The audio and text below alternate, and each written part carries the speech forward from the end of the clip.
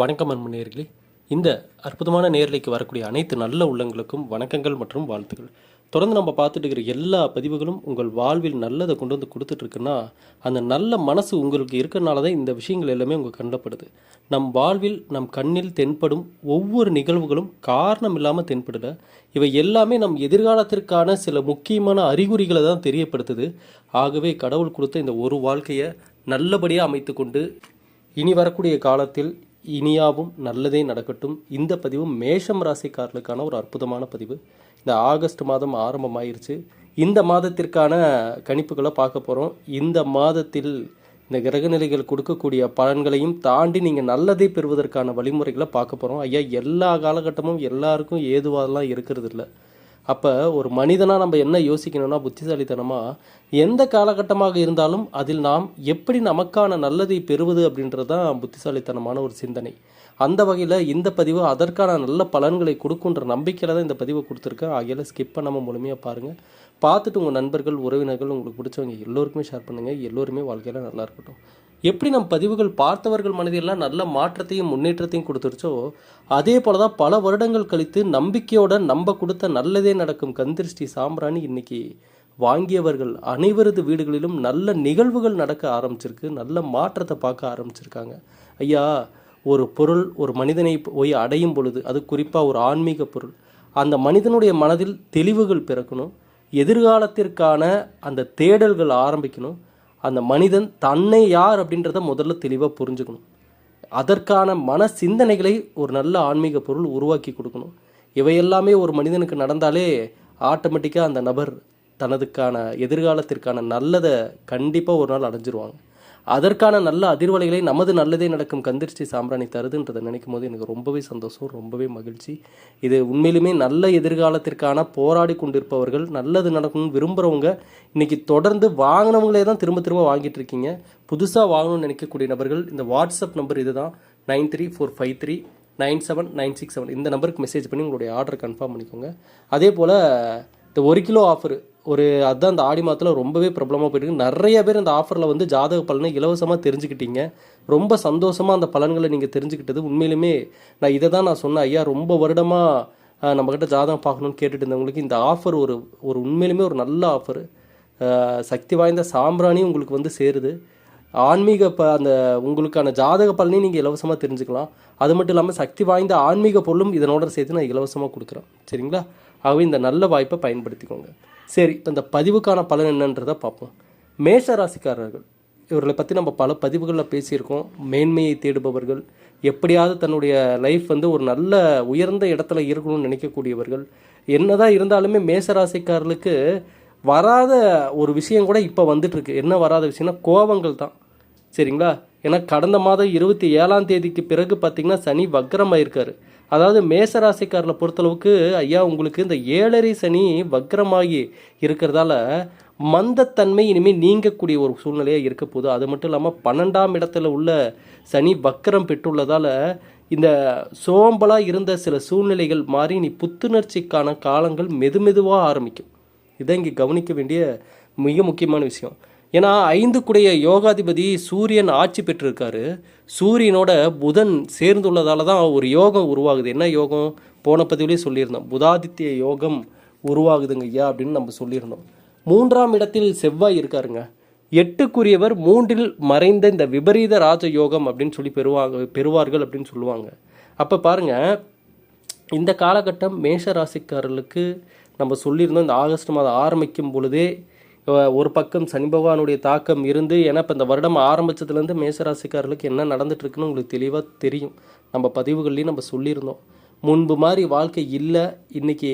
அதாவது ஒரு பதட்டம், ஒரு டென்ஷன், ஒரு மன அழுத்தம், அதாவது எதையோ பாரத்தை தலைமையில் சுமக்கிற மாதிரியே ஒரு ஃபீல். இது மேசராசிக்காரங்க நிறைய பேர் இதை உணர்ந்ததாக சொன்னாங்க. ஐயா, முன்ன மாதிரி இல்லை, இப்போ கூடுதல் சுமை ஏறின மாதிரி ஒரு ஃபீல் வருது. அதை முடிக்க முடியுமான்ற ஒரு பயம் ஏற்பட்டிருக்கு.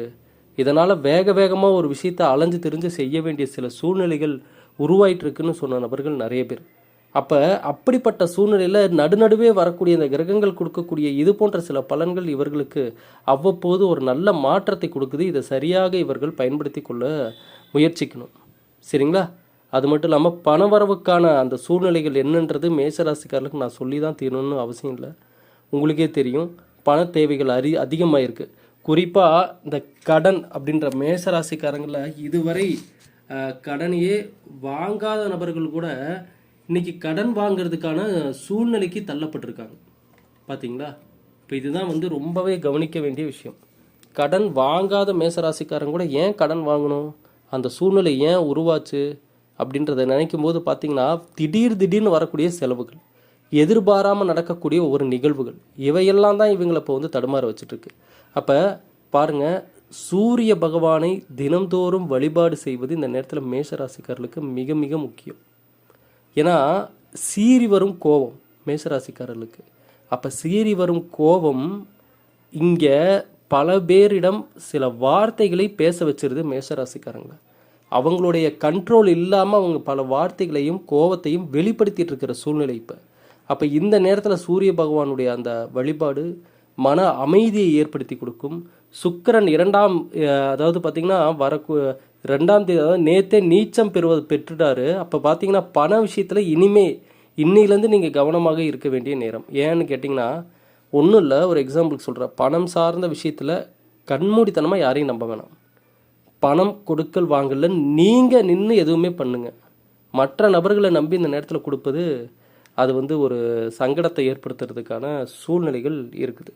லக்ஷ்மி குபேர வழிபாடு இது இந்த நேரத்தில் மேஷராசிக்காரர்களுக்கு பணம் சார்ந்து கடன் பிரச்சனைகள் தீர, அதே போல் நிலம் வீடு விற்க முடியாமல் தடுமாறிட்டு இருக்கிறவங்களுக்கு, குறிப்பாக சம்பளம் பத்தலைங்க, எனக்கு பணம் பற்றாக்குறையாக இருக்குது, வர்றதெல்லாம் வாடகை கட்டுறதுக்கு, ஸ்கூல் ஃபீஸ் கட்டுறதுக்கு, எல்லாத்துக்குமே போய் கையில் பணமே நிற்க மாட்டேங்குது, கடன் வாங்கக்கூடிய சூழ்நிலை உருவாயிருதுன்னு சொல்லக்கூடிய மேஷராசிக்காரர்களுக்கு லக்ஷ்மி குபேர வழிபாடு, வெள்ளிக்கிழமையில் லக்ஷ்மி குபேர வழிபாடு செய்வது இவர்களுக்கு அந்த யோகத்தை அதிகரித்து கொடுக்கும், ஈர்ப்புத்தன்மையை அதிகரித்து கொடுக்கும். சரிங்களா? இந்த காலகட்டத்தில் இவர்கள் தவிர்க்க வேண்டிய விஷயம் என்னென்னா, புதிதாக கடை தொடங்குறது, புதுசாக நான் கடை ஒன்று வைக்க போகிறேங்க, பிஸ்னஸ் பண்ண போகிறேங்க அப்படின்னு நினைக்கக்கூடிய மேஷராசிக்காரங்களாம் கண்டிப்பாக உங்களுடைய சுயஜாதகத்தை ஒரு முறை பார்த்துட்டு தான் எதுவுமே நீங்கள் பண்ணணும். அவசரப்பட்டு இந்த நேரத்தில் எங்கேயுமே பெரிய முதலீடெல்லாம் பண்ணி நான் கடை திறக்கிறேன், அதை பண்ணுறேன், பிஸ்னஸ் பண்ணுறேன்னு சொல்லிட்டு, குறிப்பாக கூட்டு தொழில் இந்த நேரத்தில் உங்களை ஏமாத்திடுறதுக்கும் வாய்ப்புகள் இருக்குது உங்ககிட்ட, உங்கள் கூட்டு தொழில்னு வந்து சேர்றவங்க. அப்போ ரொம்ப ரொம்ப கவனமாக இருக்கணும். எங்கே பணம் முதலீடு செய்யக்கூடிய இடங்களில், தொழில் சார்ந்த இடங்களில் உங்களுடைய சுயஜாதகத்தை ஒரு முறை தெளிவாக பார்த்துட்டு தான் அதற்கான முயற்சிகள் எல்லாமே இருக்கும். கிரகநிலை தசாபுத்தி பலன்கள் என்னென்ன மாற்றத்தை கொடுக்குதுன்றதை தெரிஞ்சுக்கிட்டு அப்புறம் நீங்கள் முயற்சிப்பது நல்ல ஒரு மாற்றத்தை கொடுக்கும். சரிங்களா? அதோடு இந்த மற்றவர்கள் விஷயத்தில் தலையிடாமல் இருக்கணும். மற்றவங்களுக்கு இந்த ஜாமீன் கையெழுத்து போடுறது, மற்றவங்களுக்கு கடன் வாங்கி தரதுக்காக நீங்கள் போய் வாக்கு கொடுக்கறது, இதையெல்லாமே இந்த நேரத்தில் தவிர்த்துடணும். ஏன்னா இது எல்லாமே இந்த நேரத்தில் நடப்பதற்கான வாய்ப்புகள் இருக்கின்றனால தான் இதிலேருந்து நீங்கள் எச்சரிக்கையாக இருங்கன்னு நான் சொல்கிறேன். சரிங்களா? ஆஞ்சநேயர் வழிபாடு மற்றும் சனி பகவான் வழிபாடு, ஐயப்பன் வழிபாடு, இவை எல்லாமே சகலவித முன்னேற்றத்தையும் உங்களுக்கு கொண்டு வந்து கொடுக்கும். அது மட்டும் இல்லாமல் குரு பகவான் 4இல் இருப்பதால் உத்தியோகத்தில் இருப்பவர்கள், வேலையில் இருப்பவர்கள், ஒருவேளை வேலையே எனக்கு இல்லைங்க அப்படின்றவங்களும் இனி அதற்கான இடத்தை அடைவதற்கான சூழ்நிலைகள் உருவாகும். ராகு பகவான் 11ஆம் இடத்தில் இருப்பது லாபத்தை கொடுப்பதற்கான ஒரு இடம். அப்போ பாருங்கள், இந்த ஆகஸ்ட் மாதம்னு எடுத்துட்டிங்கன்னா மேஷராசிக்காரர்களுக்கு அதிர்ஷ்டமாக வரக்கூடிய ஒரு தேதின்னு எடுத்துட்டிங்கன்னா ஆகஸ்ட் 9ஆம் தேதி தான். சரிங்களா? இதே இவர்கள் அமைதியாக கவனமாக இருக்க வேண்டிய தினங்கள்னு கேட்டிங்கன்னா 16, 17, 18 தேதிகள். 16ஆம் தேதி, 17ஆம் தேதி, 18ஆம் தேதி. சரிங்களா? இந்த தேதிகளில் கவனமாக அமைதியாக இருக்கணும். யார் விஷயத்துலையும் தலையிடக்கூடாது. எங்கேயும் அளவுக்கு அதிகமாக கோபத்தை வெளிக்காட்டுவதோ கூடவே கூடாது. அமைதி தான் தேவை. இந்த நேரத்தில் அமைதியாக இருந்தீங்கன்னா அந்த நாட்களை நீங்கள் அழகாக கடந்து வந்துடலாம். சரிங்களா? அப்போ மேஷராசிக்காரர்கள் இந்த ஆகஸ்ட் மாதம் கெட்டதை தவிர்த்துட்டு நல்லதை கொண்டு வருவதற்கான மாதம். ஐயா, நீங்கள் நான் ஆரம்பத்தில் சொன்ன மாதிரி தான் மேன்மையை விரும்பக்கூடிய நபராக தான் இருக்கீங்க. ஆனால் தன்னுடைய இலக்கு, தான் நினைத்த இடத்தை அடைவதற்குள்ளே நீங்கள் சில பேர் மேலே வைக்கிற நம்பிக்கை, ஏன்னா மேஷராசிக்காரங்க எனக்கு தெரிஞ்சு நிறைய பேர் பார்த்திங்கன்னா யாரை நம்பக்கூடாதோ அவங்களை நம்பிடுறாங்க. சில நேரத்தில் சவகாசங்கள் தான் சில நேரங்களில் சரியில்லாமல் போயிடுது. அது இவங்களுக்கே தெரியாது. ஏன்னா இவங்களை ஏமாத்திடுறாங்க. நல்லவங்களாட்டம் பேசி நல்லவங்களாட்டம் பழகி மேஷராசிக்காரங்கள சரி அவங்க எது சொன்னாலும் சரின்னு சொல்கிறாங்க, எதுனாலும் அனுசரித்து போகிறாங்க, எப்படி எதுக்குனாலும் வந்து கொஞ்சம் ஹெல்ப்புக்கு நிற்கிறாங்க அப்படின்னு சொல்லி மேஷராசிக்காரங்களை பார்த்தா சில பேருக்கு வந்து அப்படியே ஒரு இலக்காரமாக போயிடுது. இதனால் பார்த்தீங்கன்னா வேணும்னே இவர்களை வந்து ஏதாவது ஒரு சூழ்நிலையில் இவங்களை பயன்படுத்திக்கணும்னு நினைக்கிறது, ஏமாத்திடுறது. இதனால தான் பாருங்கள் பெரும்பாலும் மேஷராசிக்காரங்க மனசில் இருப்பது என்னென்னா, நான் உயர்ந்த எண்ணங்களோடு இருக்கிறேன், ஆனாலும் அந்த உயர்ந்த எண்ணத்தை என்னால் ஏன் அடைய முடியலன்னு ஒரு கேள்வி இருக்கும். ஏன் அடைய முடியலன்னா, அந்த எண்ணத்தை அடைவதற்காக நாம் எடுக்கக்கூடிய முயற்சிகளும் நாம் மேற்கொள்ளக்கூடிய பயணங்களிலும் நம்முடன் சேரக்கூடிய தேவையற்ற நபர்களால் தான் அந்த பயணமும் அந்த முயற்சியும் பாதையிலேயே அது தடைபட்டு திசை மாறி வேற எங்கேயோ போயிடுறோம். சரிங்களா? அப்போ இதெல்லாமே மேஷராசிக்காரங்க ரொம்ப கவனமாக பார்க்கணும். அது குறிப்பாக இந்த காலகட்டம் சனி பகவானுடைய தாக்கம் இருக்கக்கூடிய இந்த காலகட்டம் நெகட்டிவான ஆட்கள், தேவையற்ற ஆட்கள், ஆகா இவங்களாம் ஆகாதவங்கப்பான்னு தெரிஞ்சுட்டா நீங்கள் விலகி போயிடணும். அவங்க வேண்டாம், அவங்க சவகாசமே வேண்டாம்ப்பா சாமி அப்படின்னு ஒரு கும்பிடு போட்டு கிளம்பிடுங்க. ஏன்னா தேவையில்லாமல் போய் அவங்க ஒரு சிக்கலில் சிக்கிறது இல்லாமல் உங்களையும் இழுத்துட்டு போய் மாட்டி விட்ருவாங்க. அதே போல் உடற்பயிற்சி இந்த நேரத்தில் தேவை. குறிப்பாக மேஷராசிக்காரர்கள், நான் போன பதிவிலே சொல்லியிருந்தேன், யாருமே ஒரு விஷயத்தை மட்டும் மறந்துடாதீங்க, தியானம் செய்வது இந்த நேரத்தில் ரொம்ப ரொம்ப ரொம்ப ரொம்ப பவர்ஃபுல்லாக மாறும். மேஷராசிக்காரங்களுக்கு மெடிடேஷன் கண்டிப்பாக இந்த காலகட்டம் தேவை. நீங்கள் மனதை ஒருநிலைப்படுத்துவது மட்டுமல்ல, அந்த மெடிடேஷனில் பல நன்மைகள் உங்கள்கிட்ட வந்து சேரும். ஆகையில் இந்த காலகட்டம் கண்டிப்பாக அதை மேற்கொள்ளுங்க. இந்த பதிவை உங்களுக்கு தெரிஞ்ச எல்லா மேஷராசிக்காரர்களுக்குமே ஷேர் பண்ணுங்கள். நம் பதிவை பார்க்கும் அனைவரும் கடவுள் கொடுத்த இந்த ஒரு வாழ்க்கையை தான் நினைத்தவாறு நல்லபடியாக அமைச்சுக்குவாங்க. இந்த காலநிலைகள், கிரகநிலைகள், ஏற்றத்தாழ்வுகளை மாறி மாறி கொடுத்தாலும் ஒரு மனிதனாக அதை பேலன்ஸ் பண்ணி எல்லா காலமும் நமக்கேற்ற காலமாக மாற்றக்கூடிய, விதியை மதியால் வெல்லக்கூடிய ஒரு திறன் வாய்ந்த புத்திசாலியான ஒரு மனிதராக தான் இங்கே வாழ கற்றுக்கணும், வாழ பழகிக்கணும். அதற்கான கணிப்புகளையும் அதற்கான வழிகளையும் நம் பதிவுகள் கொடுக்குன்றதை நான் கண்டிப்பாக நம்புகிறேன். ஏன்னா இனி வரைக்கும் பார்த்தவங்க எல்லாமே கமெண்ட் செக்ஷனில், வாட்ஸ்அப்பில் அப்படி தான் சொல்லியிருக்கீங்க. ரொம்ப சந்தோஷம், ரொம்ப மகிழ்ச்சி. ஆகவே தொடர்ந்து பதிவுகளை பாருங்கள், எப்போதும் நம்ம சேனலோடு இணைந்திருங்க. இந்த பதிவை பார்த்த அனைத்து நல்ல உள்ளங்களுக்கும் இறைவனுடைய அருளால் இனியாவும் நல்லதே நடக்கட்டும். நன்றி, வணக்கம், வாழ்க வளமுடன்.